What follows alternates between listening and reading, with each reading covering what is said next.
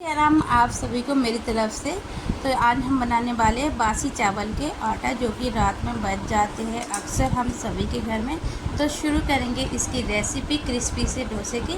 तो सबसे पहले मैं लूँगी चावल है ये मेरे रात के बचे हुए, ये देखिए करीब 1-1.5 कटोरी होंगे बने हुए चावल है, रात के बासी चावल।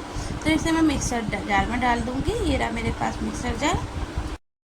आप कोई से भी चावल ले, इसमें कोई ब्रांड से कोई लेना देना नहीं है, बस बासी चावल होना चाहिए। ताज़े में भी अगर आपको बनाना है तो 1 घंटा ठंडा करके फिर बनाइए ये रेसिपी।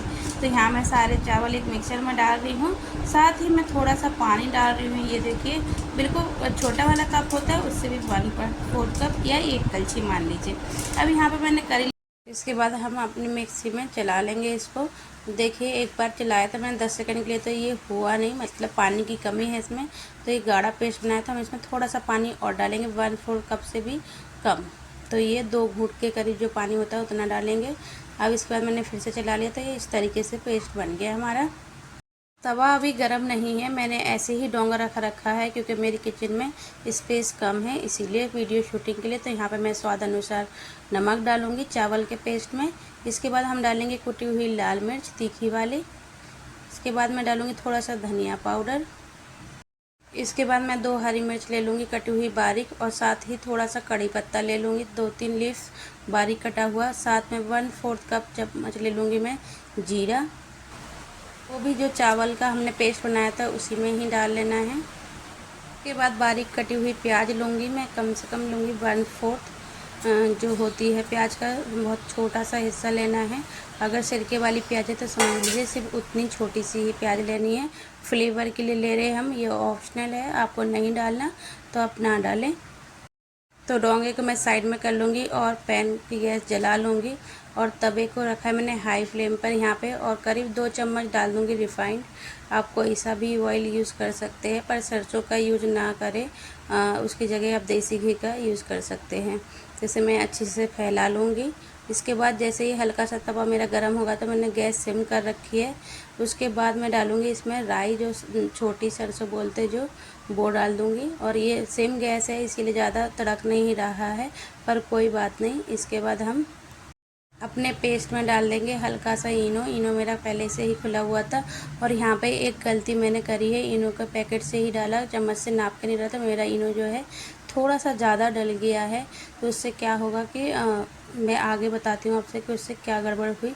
आप थोड़ा कम ही डालें। आपसे बताऊं तो 2 चुटकी से ज़्यादा बिल्कुल भी ना डालें। और अगर आप नहीं डालना चाहते तो कोई बात नहीं, तो भी इसको स्किप भी कर सकते हैं। इनो डाला है हमने तो थोड़ा सा 2 बूंद और पानी में डालूंगी, जिससे कि इनो हमारा सही से मिक्स हो जाए सारे पेस्ट में। ऐसा ना हो कि कहीं पे ज़्यादा फूल जाए और कहीं पे एकदम से इनो ना आए। मैं यहाँ पे एक चम्मच हटा के और एक कलछी ले लूँगी, जिससे कि हमें डालने में आसानी हो। तो ये देखिए मैं इनो की जो बोल रही थी कि मेरे से थोड़ी सी गड़बड़ हो गई, तो वो इस तरीके से गड़बड़ हुई कि मैं यहाँ पे ना इसको एक जगह डाल रही हूँ, मैं आपको डाल के दिखाती हूँ। तो ये इस तरीके से ठहरेगा नहीं, बहना शुरू कर देगा, क्योंकि इसमें इनो ज़्यादा है इसीलिए। तो मैं इसी तरीके से मैं आपको 1 से 2 बार और डाल के दिखाऊंगी कि देखिए इस तरीके से ना इस सारे में बहेगा। अगर आप सोचेंगे ना कि मैं उत्पम बना लूँ, तो ये उत्पम या फिर छोटे छोटे डोसे नहीं बनेंगे, इनो डालने की वजह से पूरे में फैल जाएगा। तो आप इनो स्किप भी कर सकते हैं, और अगर डालने हैं तो सिर्फ 2 चुटकी डालें। इनो मेरे से थोड़ा ज़्यादा डल गया, पैकेट खुला हुआ था एकदम से। ये देखिए इस तरीके से सारे में फैल रहा है। और अभी मैं आपको एक तरफ और डाल के दिखाती हूँ, देखना आप कैसे पूरे तवे पे अपने आप फैल जाएगा। अगर आप उत्पम बनाना चाहते हैं इससे, तो सेम इसी रेसिपी से उत्पम भी बना सकते हैं, लेकिन इनो बिल्कुल भी मत डालना, या डालना है तो सिर्फ 2 चुटकी डालना। बार बार इसीलिए कह रही हूँ, जिससे कि आपकी रेसिपी ख़राब ना हो। अभी हम डोसा बना रहे हैं, अगर ज़्यादा भी डल जाए तो कोई बात नहीं। इसी की मदद से हम इस तरीके से सारे में डाल लेंगे ये पेस्ट। ये देखिए इस तरीके से सारे में हमें डाल देना है, और कोई भी कलछी घुमाने की या चारों तरफ से डालने की ज़रूरत नहीं है, ये अपने आप ही फैल जाएगा। और यहाँ पे अब मैंने हाई फ्लेम कर दिया है कम से कम 1 मिनट के लिए। तो इस तरीके से ये तवा भी बढ़िया से नीचे से गर्म हो जाएगा, और जो है हमारा डोसा एक साइड से बढ़िया करारा सेकेगा। तो यहाँ पे आपको लग रहा होगा कि फूला फूला बना है, या हमारा डोसा का पेस्ट बिगड़ गया है, मतलब डोसा बिगड़ गया, तो ऐसा कुछ भी नहीं है।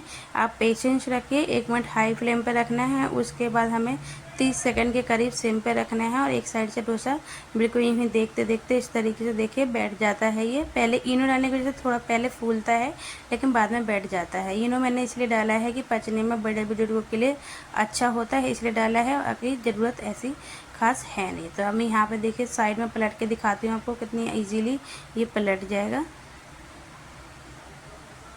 ये देखिए इस तरीके से हो जाएगा एक साइड से।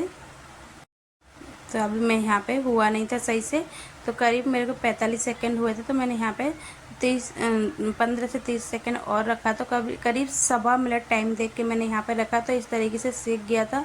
और ये अभी हाई फ्लेम पर ही है। जब मैं इसे पलटूंगी तब मैं हल्का से इसे मीडियम फ्लेम पर रख दूंगी, सिम फ्लेम पर बिल्कुल नहीं करना है। शुरू में डालते समय ही बस मैंने सिम आँच करी थी, क्योंकि राई हमारी जल ना जाए इसीलिए। और हाँ, अगर आपके पास नॉन स्टिक का तवा नहीं है तो आप नॉन स्टिक की कढ़ाई में, या फिर आपका जो लोहे का रोज का तवा है उस पर भी एक आप पराठा सेंक ले, पराठा टाइप रोटी वगैरह कुछ बना ले, तो वो चिकना हो जाता है। उस पर भी आप ये रेसिपी ट्राई कर सकते हैं। ये साइड से मेरा टूट रहा है ना, क्योंकि ये जो हैंडल होता है उसके लिए जो पेच लगे रहते हैं उसकी वजह से टूट जाता है। हमारा सुनहरा हो चुका है, चारों तरफ से बढ़िया से सिक चुका है। तो मैं इसे अब थोड़ा सा साइड से चम्मच डाल कर इस तरीके से उठा लूँगी और इसको पलट दूँगी। ये देखिए मैं आपको दिखाते हैं इस तरीके से। ये थोड़ा बड़ा डोसा है इसीलिए इस तरीके से हो गया, तो मैं इसे हाथ के मदद से आराम से करिए। गर्म है तो इस तरीके से कर लीजिए, और इस तरीके से भी आगे पीछे से भी हल्का हल्का सेक लीजिए, क्योंकि इनकी वजह से फूल गया था ना। बस करीब आपको 2 या 3 सेकंड ही सेकना, ज़्यादा नहीं सेकना है। और हमारा डोसा बनके तैयार हो गया है। बहुत ही ज़्यादा क्रिस्पी यम बनता है। और ये डोसा हल्का ग्रीन कलर का है, लाइट ग्रीन कलर का। मेरी किचन में इतनी बढ़िया लाइट नहीं आती, इसलिए साफ नहीं दिख रहा होगा।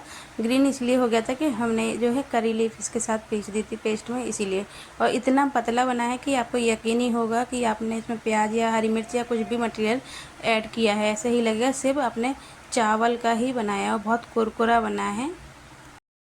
अगर आपको आज की रेसिपी अच्छी लगी हो तो प्लीज़ लाइक शेयर सब्सक्राइब करना ना भूलें। मिलते हैं नेक्स्ट वीडियो में, जब तक के लिए बाय बाय।